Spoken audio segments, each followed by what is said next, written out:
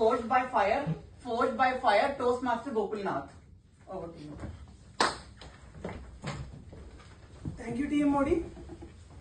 Good evening, fellow Toastmasters and my dear guests. Good evening. So last week, when I was informed that I had to deliver the icebreaker speech for today, you know what I did? I did what any responsible millennial or non-millennial Gen Z would do. I typed in ChatGPT and asked it to write a speech for me.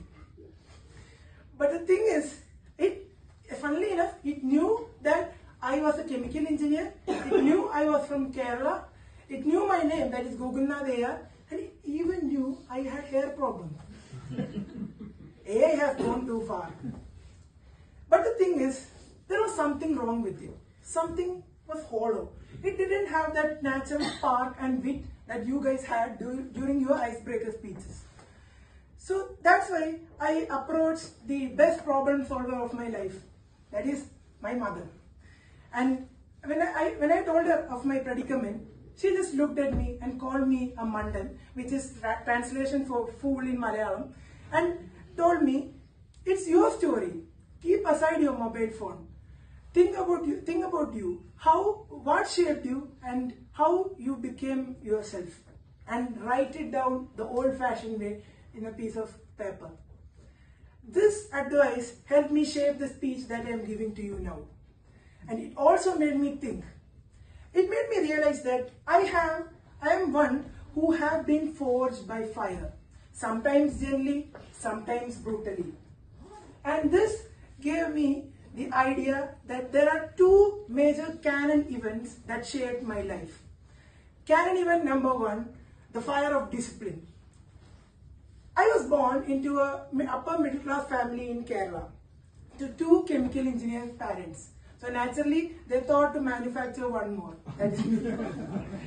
And so, as a single child, any single child would be, I was quite scared, timid, studious, pampered, and frankly a bit too comfortable. Maybe that's why my parents decided to send me to a boarding school. And this boarding school was headed by a priest who was so strict and scary that even yesterday I had a nightmare about him. And so, in my hostel life, it taught me, it was my first fire. It burned away the complacency in me. And it also taught me the value of discipline and independence.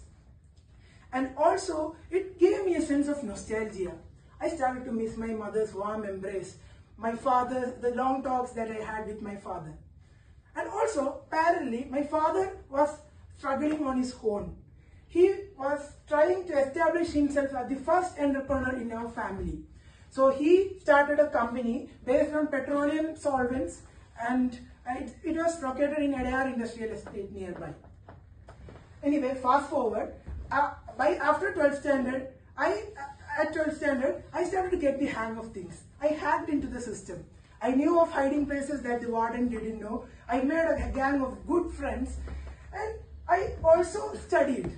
And as they say, if you reach for the stars, at least you will reach the moon.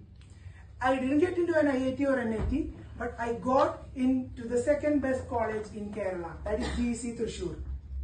And I was so excited for it because college life had been romanticized by a lot of Malayalam movies, coming of age Malayalam movies at that time.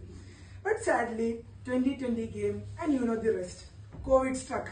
And it was during those lockdown COVID days that the second fire happened. And this time it was far more literal. Canon event 2, the fire of destruction. It was during this time that it was cold January day 2021. Suddenly my father's phone rang and he picked it up. It was from one of the migrant laborers stationed in my father's office. He told, "Aag, aag, fire. Fire in a warehouse filled with petroleum-based solvents." It spelled only one word, disaster. Both of us knew of the consequences, and so my father was paralyzed. But I sprung into action somehow.